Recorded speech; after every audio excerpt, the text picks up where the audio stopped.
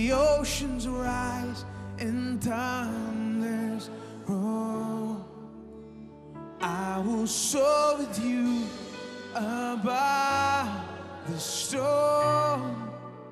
Father, you are king over the flood. I will be still and know you are God. I will be still and know you are God. When the oceans rise and thunders roar, I will soar with you above the storm. Father, you are king over the flood. I will be still and know you are God. I will be still and know you are God. I will be still and know you are God.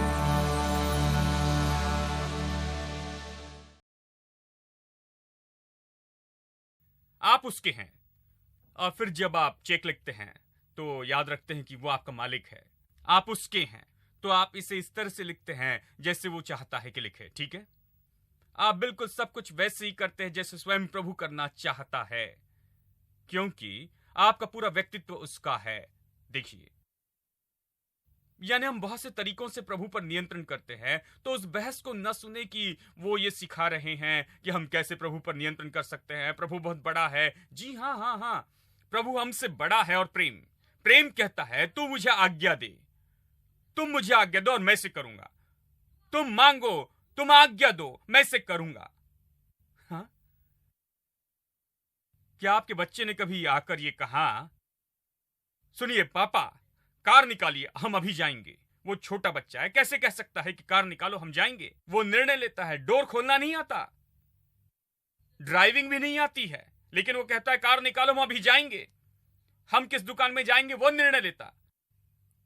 और इसलिए दुकानदार सारी चीजें सामने लगाते हैं आपको आकर्षित करने के लिए नहीं, लेकिन उनके लिए। उनकी आंखें बंद करके ले जाना चाहिए क्योंकि वो सब देखते हैं। डैडी मुझे यहां पर जाना है, वो पहले ही जानते हैं। आप नहीं जानते कि सारी चीजें कहां हैं। वो कहते हैं और आप खुशी से उसे करते हैं। वो जो करने की आज्ञा देते हैं आप उसे करते हैं, क्योंकि आप उनसे प्रेम करते, देना चाहते हैं। जो सोचते हैं उससे भी बढ़कर देना चाहते हैं। ठीक है, तो जब हम कहते हैं कि आप प्रभु को आज्ञा देते हैं, तो ये नहीं कि आप प्रभु से बड़े हो गए। प्रेम खुद को ऐसी दशा में रखता है, प्रभु प्रेम है, और प्रेम खुद को ऐसी दशा में रखता है कि जब याईर ने आकर कहा कि आ और मेरी बेटी पर हाथ रख और मेरी बेटी चंगी हो जाएगी, तो प्रेम उसके साथ चलता है। ठीक है, मैं आऊंगा, तुम जहां भी चाहो आऊंगा। और रास्ते में एक बहन थी जिसे 12 साल से लहू बहने की बीमारी थी। देखिए, उसे गंभीर बीमारी थी और वो आती है। और उन दिनों में जो समाज था वो इस तरह की समस्या वाली स्त्रियों को बाहर आने नहीं देता था कि वो दूसरों को स्पर्श करे और लोगों के साथ चले। वो बंद दरवाजे के भीतर थे, उन्हें समाज से दूर रखा जाता था जब तक कि उस दशा में थे। आपको ये समझना होगा। और उनके विरुद्ध में व्यवस्था थी कि यदि वो बाहर आते हैं, दूसरों के साथ में सामान्य जीवन जीते हैं, तो वो दूसरे लोगों का शुद्ध कर सकते थे केवल उन्हें छूने से। यह व्यवस्था के विरुद्ध में था, यानी यहूदी व्यवस्था के। और व्यवस्था कहती थी कि ऐसा करने से ऐसे लोगों पर पत्थरवाह कर सकते थे। यह इतनी गंभीर बात थी। यदि वो बाहर आकर दूसरों के साथ में कुछ व्यवहार करती, उन पर पत्थरवाह हो सकता था। जो आदमी पत्थरवाह करने की आज्ञा दे सकता था वो वहां यीशु के साथ चल रहा था। याईर वो आराधनालय का सरदार था। वो कह सकता था ठीक है, इसे मारो, क्योंकि हम जानते हैं इसे ये बीमारी है, पत्थरवाह करो। लेकिन उसने अपने दिल में निर्णय लिया था, मैं कब तक ऐसी दशा में रहूंगी? मैंने सारा पैसा डॉक्टर पर खर्च किया, ऐसे जीने में कोई अर्थ नहीं है। कम से कम मैं निर्णय लेती हूं, कोई बात नहीं, यदि वो मुझे मार दे कोई फर्क नहीं होता है, मैं चंगी हो जाऊंगी यदि वो मुझे मार दे तो भी मैं चंगी होकर मरूंगी। मैं इस बीमारी से तंग आ चुकी हूं, मैं इस बीमारी से पीछा छुड़ा लूंगी, मैं इस बीमारी के लिए कुछ करूंगी, अब ये बीमारी नहीं चाहिए, मैं इस बीमारी को खत्म कर दूंगी। और नहीं, उसने खुद से कहा, आज से कोई बीमारी नहीं, ये सब अब से आगे कोई ऐसा नहीं होगा, ये तुम्हारा आखिरी दिन है, क्योंकि यदि मैं बस जाकर उसके वस्त्र को छू लूंगी। देखिए, वो यार के जैसे जाकर उससे नहीं कह सकती थी कि मेरे घर आ, मुझे लहू बहने की बीमारी है, आकर मुझे चंगाई दे, यदि मुझ पर हाथ रखे तो मैं चंगी हो जाऊंगी। नहीं, वो बाहर भी नहीं आ सकती थी, वो आकर इतनी सभ्यता से विनती नहीं कर सकती थी। तो उसने निर्णय लिया कि वो छिपकर भीड़ में आएगी, और इसके बजाय कि यीशु से स्पर्श करे, उसने निर्णय लिया कि वो उसे छू लेगी। आपको ये कैसे लगा? उसने कहा, मैं उसे स्पर्श करूंगी, उसके वस्त्र की छोर को स्पर्श करूंगी, कहीं और स्पर्श करने की जरूरत नहीं, बस वस्त्र की छोर को ही मैं छू लूंगी और चंगी हो जाऊंगी। उसने आकर छू लिया और चंगी हो गई। यीशु ने देखा कि ये कौन था, क्योंकि उसके अंदर से सामर्थ निकली। उसने महसूस किया जब उसने छू लिया था, सामर्थ पहले से ही थी। देखिए, चंगाई की सामर्थ बह रही थी, और प्रभु की चंगाई की सामर्थ उसमें बह रही थी। जानते हैं, मैं जानता हूं कि समाज में बहुत सी स्त्रियां थी जिन्हें यह समस्या थी, लेकिन कोई बाहर नहीं आया। सब व्यवस्था का पालन कर रहे थे। सब कह रहे थे, मुझे 10 साल से बीमारी है, मुझे पता है तुम्हें 12 साल से है, यानी तुम्हें 2 साल ज्यादा से है। ओ, ये भयानक समस्या है। सब यही कहते हैं, इससे ये हुआ है और उससे ये हुआ है, जानती हूँ स्त्री को ये था, इसी तरह वो कहते थे। जानते हो, स्त्री ने कहा, बहुत हो गया, अब मुझे ये नहीं चाहिए, मैं जाकर आज ही इसे सही कर लूंगी, आज मैं अपने जीवन का मार्ग बदल दूंगी, मैं इसे थाम लूंगी, मैं जाऊंगी, चाहे कोई भी कुछ भी कहे, मैं उसके वस्त्र के छोर को छू लूंगी और चंगी होकर घर आऊंगी। छूने पर यीशु ने कहा कि कौन है? तो उसने कहा, प्रभु ये मैं हूं।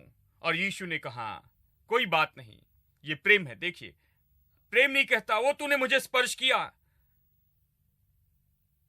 अब तो मैं अशुद्ध हो गया हूं, मैं परमेश्वर का पुत्र हूं, तुमने मुझे अशुद्ध किया।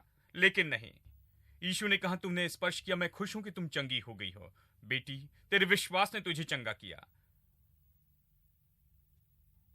तुम्हें जो चाहिए ले लो, ये मुफ्त में है, तुम्हारे विश्वास ने तुम्हें चंगा किया, इससे मेरा कोई संबंध नहीं कहता। तुमने आकर जो चाहिए था वो ले लिया। यीशु का इससे कोई संबंध नहीं था। यीशु ने उसकी चंगाई के लिए इच्छा नहीं रखी, यीशु ने उसकी चंगाई के लिए प्रार्थना नहीं की, यीशु ने उसकी चंगाई नहीं चाही, यीशु ने उसकी चंगाई के लिए कोई कोशिश नहीं की। वो आई और उसने चाहिए था वो ले लिया, वो बस वहां था, उसे जो चाहिए था वो सब पाया। आप समझ रहे हैं? यह अद्भुत है। मेरे साथ निकाले व्यवस्था विवरण 30 वचन 19। मैं आकाश और पृथ्वी दोनों को तुम्हारे सामने इस बात का साक्षी बनाता हूं कि मैंने तुम्हारे सामने जीवन और मरण, आशीष और श्राप तुम्हारे सामने रखे हैं। कहता, मैं आकाश और पृथ्वी को बुलाता हूं इस दिन तुम्हारे विरुद्ध में कि मैंने तुम्हारे सामने जीवन और मृत्यु रखी है, आशीष और श्राप। वो कहता है, मैंने आकाश और पृथ्वी को गवाह के रूप में रखा है तुम्हारे विरुद्ध में। वो बस ये कह रहा है, मैं आकाश और पृथ्वी को बुलाता हूं, परमेश्वर स्वर्ग में है और शैतान इस संसार का ईश्वर है, वो भी गवाह है। हर कोई इसके गवाह है, स्वर्ग और पृथ्वी इसके गवाह हैं। वो कहता है, किसके गवाह? इस सच्चाई के गवाह की प्रभु ने आज हमारे सामने रखे हैं, जीवन, जीवन और मृत्यु। और इसे दूसरे शब्दों में कहता है, आशीष और श्राप। यही बात दूसरे शब्दों में कहता है, आशीष और श्राप। तो देखिए कैसे काम करता है। प्रभु कहता है कि मैंने तुम्हारे सामने जीवन और मृत्यु रखे हैं, आशीष और श्राप रखे हैं, कि तू और तेरा वंश दोनों जीवित रहें। अब ये टीचर आपकी बगल में खड़े होकर आपको जवाब देते हैं। प्रश्न पत्रिका है। मैं जानता हूं कि तुम में से कुछ लोगों के लिए बहुत मुश्किल होगा। मैंने जीवन और मृत्यु और आशीष और श्राप रखे हैं। यदि ये तुम्हारे लिए बहुत मुश्किल है तो बता देता हूं कि यहां टिक करे, जीवन चुन ले, कहता है। अब वो ये क्यों कह रहा है? चुनाव का काम कौन करेगा? वो इतना कुछ कर रहा है क्योंकि वो चुनाव नहीं कर सकता, वो नहीं दे सकता, चाहने पर भी आशीष नहीं दे सकता, वो जीवन नहीं दे सकता, आशीष नहीं दे सकता। इसलिए कहता है, प्लीज इसे चुन लेना, जीवन को चुनना, क्योंकि मैं चाहता हूं कि तुम जीवन पाओ और आशीष पाओ। बस यही करना। मैंने सब कुछ किया है, मैंने निश्चित किया है कि तुम्हारे साथ ये हो, लेकिन तुम एक काम करो, तुम चुनो। सब लोग कह, मैं चुनता हूं। ये कितना बड़ा आदर है कि परमेश्वर इस तरह हमारा आदर करता है कि वो कहता है तुम चुनो, तुम चुनने वाले मनुष्य हो, तुम चुनो। तुम कैसे चुनते हो? अपने मुंह के शब्दों से चुनते हैं, प्रभु के वचन को चुने। यीशु ने कहा जो वचन मैं कहता हूं वो जीवन है और वो आत्मा है। जीवन देने वाले शब्दों को चुनकर अपने मुंह में और अपने दिल में रखें, जीवन चुने। देखिए आप जानवरों से अलग हैं। किस तरह से? क्योंकि आप बोलने वाले हैं। कुछ लोग कहते हैं तोता भी बोलता है। तोता तो 90 दिन ट्रेनिंग लेने के बाद में कह सकता है मां, फिर आखिर में वो मां कहता है। दादाजी को देखकर मां कहता है। वो नहीं जानता दादा कौन है और मां कौन है। तोता मूर्ख है। देखिए, हां वो बोल सकता है लेकिन आपके जैसे नहीं बोल सकता। देखिए एक मनुष्य अलग तरह से बोलने वाला है। किस तरह का बोलने वाला है? वो केवल बोल नहीं सकता लेकिन वो बोलने के लिए शब्द चुन सकता है। ओ, ये मुझे रोमांचित करता है। मैं चुन सकता हूं, अपने चुनाव जानबूझकर ले सकता हूं। मैं शब्द चुन सकता हूं और केवल वो शब्द कह सकता हूं जो मैं चुनता हूं। इससे बढ़कर और कोई सम्मान मुझे नहीं दिया जा सकता है। यह करने की योग्यता से बढ़कर मैं शब्द चुन सकता हूं। मैं अच्छे शब्द चुन सकता हूं। मैं जीवन देने वाले शब्द चुन सकता हूं। एक भाई मुझसे कह रहे थे, खैर भाई मेरी पत्नी से कहिए। मैंने एक शब्द कहा और वो बैग पैक करके चली गई। मैंने कहा यह बहुत सरल है, बाइबल हमें बताती है तुम अच्छे शब्द कहो, 4-5 मधुर शब्द कहो तो वो बैग पैक करके वापस आएगी। शब्दों में इतनी सामर्थ है। शब्द चुने। लड़के लड़कियां ऐसे ही मिलते हैं। देखिए, शब्द चुने। यदि आपको पत्नी नहीं चाहिए तो कुछ मत कहिए, कुछ मत कहना। नहीं कहना कि तुम मुझे पसंद हो। नहीं नहीं नहीं, बाहर आया तो खत्म हो गया। शब्द चुने। अब घर जाकर यह मत कहना कि पास्टर सैम ने मुझे बताया। शब्द चुने। सब लोग कहे शब्द चुने और चुने हुए शब्द कहे। ओ, हमें अपने शब्दों के बारे में चुनाव करने वाला होना है। जीवन में चुनाव होते हैं। जीवन चुने वो कहता है। कितने लोग इसे चुनेंगे? प्रतिदिन प्रभु की आज्ञाओं को चुने। प्रभु का वचन जो कहता है उसे चुने और उसे कहने लगे और वो हो जाएगा। 2 तिमोथी अध्याय 2 से पढ़ें, वचन 20 से आखिरी वचन। बड़े घर में न केवल सोने चांदी ही के पर काठ और मिट्टी के बर्तन भी होते हैं। मिट्टी के बर्तन, कोई कोई आदर और कोई कोई अनादर के लिए। मुझे इसके बारे में पता नहीं, क्या आपके लिए ये वचन पढ़ा गया है और प्रचार किया गया है? मुझे याद है जब मैं छोटा था वो इसे इस तरह पढ़ते हैं। देखिए, हमारे पास धार्मिक चश्मे होते हैं तो हम इसे इस तरह पढ़ते थे। हम इस तरह पढ़ते थे, बड़े घरों में, यानी परमेश्वर के घर के बारे में कहता है, न केवल सोने और चांदी ही के पर काठ और मिट्टी के बर्तन होते हैं। कोई कोई आदर और कोई कोई अनादर के लिए। हम यहीं पर रुककर कहते हैं, देखिए भाई, बाइबल कहती है कि सोने के पात्र हैं और मिट्टी के बर्तन हैं और प्रभु ने मुझे अपनी महिमा के लिए चुना है कि मिट्टी का बर्तन हो जाऊं। मैं मजाक नहीं कर रहा हूं। मैंने लोगों से सुना है प्रभु ने मुझे चुना है मिट्टी का बर्तन होने के लिए। प्रभु की स्तुति हो कि मैं मिट्टी का बर्तन हूं। कि बाइबल कहती है कि घर में, ये प्रभु के घर के बारे में कहता है, हर तरह के बर्तन हैं, बहुमूल्य हैं, आदर के बर्तन हैं, अनादर के बर्तन हैं। लेकिन प्रभु ने मुझे अपमान की जगह दी है, मिट्टी का बर्तन बनाया। और ये सारे मिट्टी के बर्तन सुनिए। यदि यहां पर कोई मिट्टी का बर्तन है जो भी विश्वास करता है, वचन 21 ठीक है, वचन 21, वो मनुष्य। देखिए, आदर और निरादर के बर्तन कहने के बाद सोने के बर्तन और मिट्टी के बर्तन और लकड़ी के फिर यह कहता है, यदि कोई मनुष्य अपने आप को इससे शुद्ध करेगा तो वो आदर का बर्तन होगा और पवित्र ठहरेगा और स्वामी के काम आएगा और हर भले काम के लिए तैयार होगा। हमें कभी यह नहीं बताया है। उन्होंने मुझसे ये वचन छिपा रखा। मैंने बाद में ये जाना। ये वचन कहता है, हां, घर में आप सोने के और मिट्टी के बर्तन देखते हैं, ये सच है।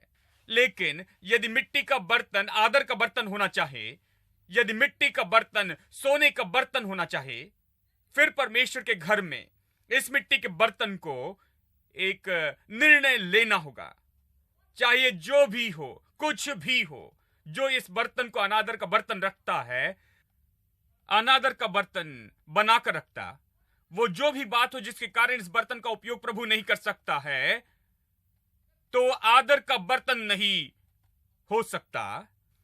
तो ये बर्तन निश्चित करता है मुझे जो होना चाहिए उसे होने में कुछ रुकावट है। क्या आपने कभी से जाना? कई बार पाप होते हैं तो कुछ और होता है, अविश्वास, अहंकार होता है, और नया न बनना होता है, शरीर और शारीरिकता होती है, और ये सब कुछ रोक सकते हैं प्रभु द्वारा उपयोग किए जाने से। हम परमेश्वर के घर में सोने के पात्र हो सकते हैं, लेकिन शारीरिक अभिलाषाएं होती हैं, गलत तरह की सोच, हार की सोच, नकारात्मक सोच और हर तरह के गलत रवैये होते हैं जो हमें नीचे रखते हैं, और फिर हम उसे सही बनाते हैं। हम कहते हैं खैर हम इसी तरह के भाई, मैं इस तरह का हूं। नहीं, बाइबल ये नहीं कहती कि परमेश्वर ने आपको मिट्टी का बर्तन बनाया। प्रभु कहता है हाँ, प्रभु के घर में तुम सोने और मिट्टी के बर्तन पाओगे, कुछ आदर के लिए और कुछ अनादर के लिए, और कुछ तो बहुत उपयोगी है।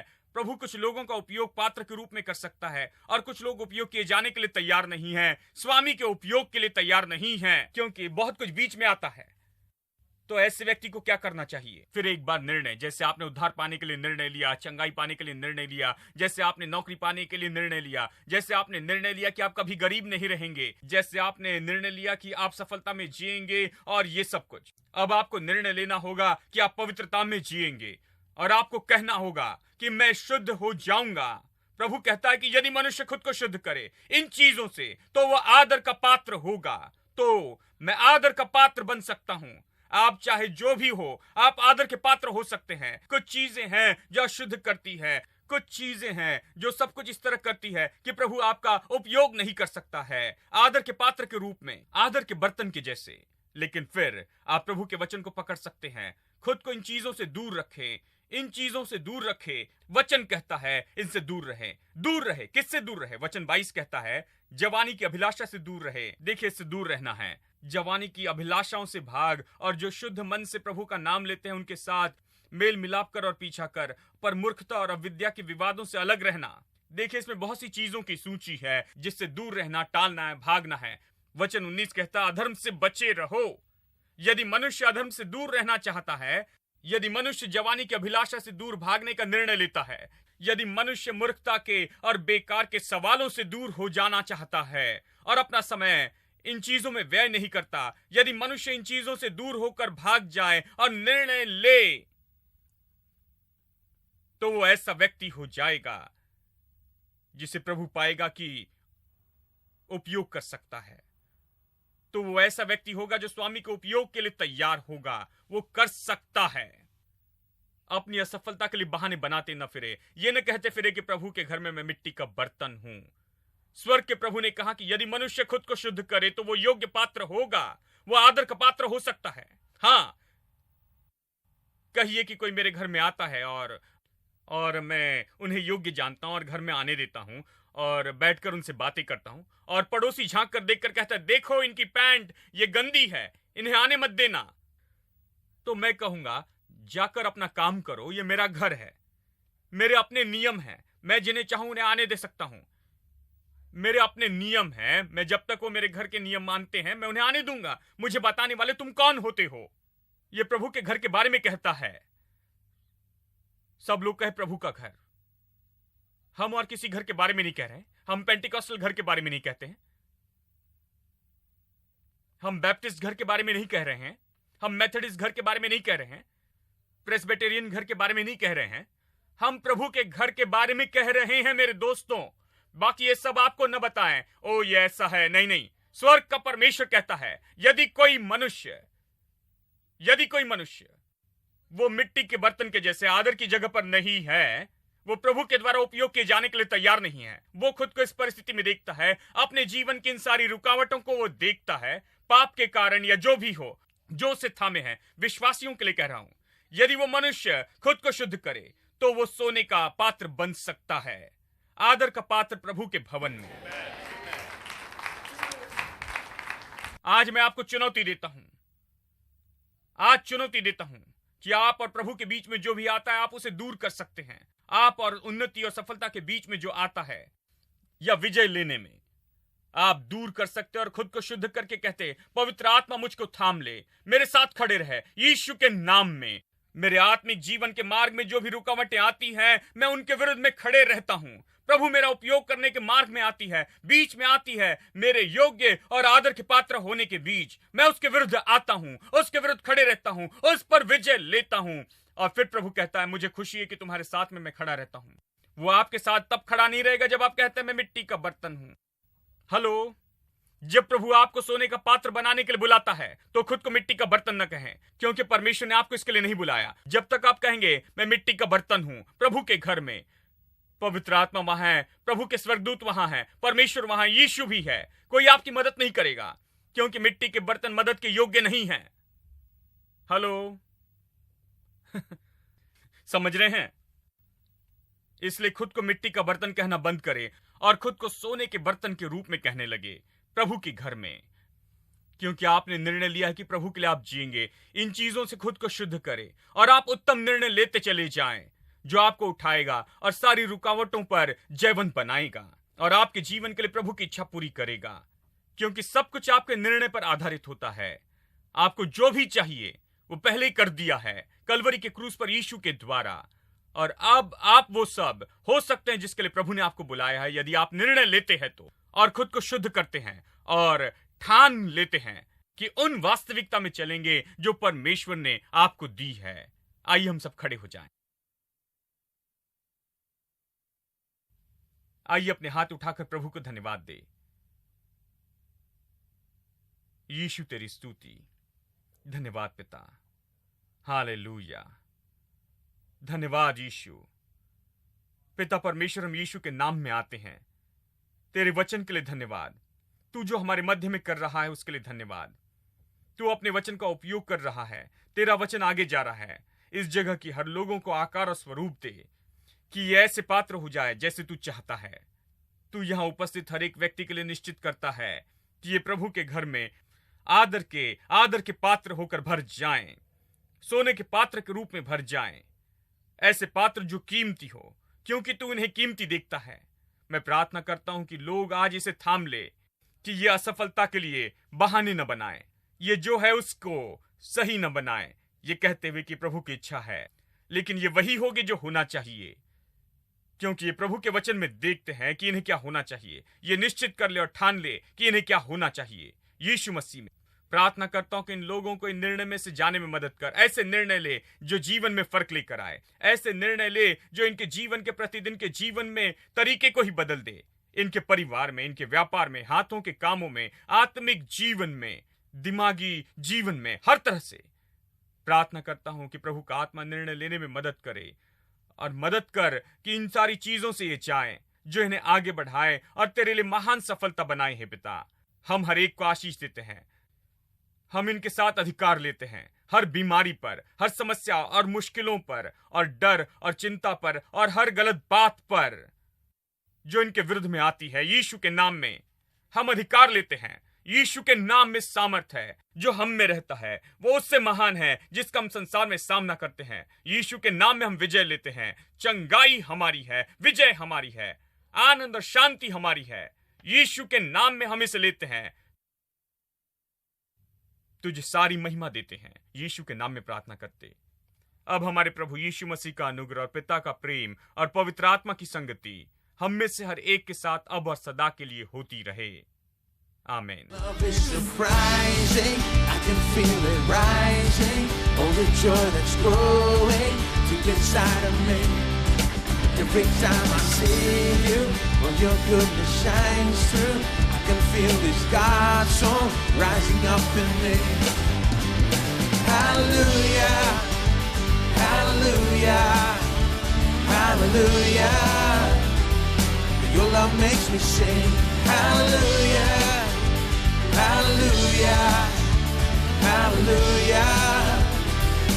Sing it again. Hallelujah, hallelujah, Hallelujah, hallelujah. Your love makes me sing, hallelujah, hallelujah, hallelujah. Your love makes me sing. Your love is amazing, steady and unchanging. Your love is a mountain from beneath our feet. Your love is a mystery, how you gently lift me when I am surrounded. Your love carries me.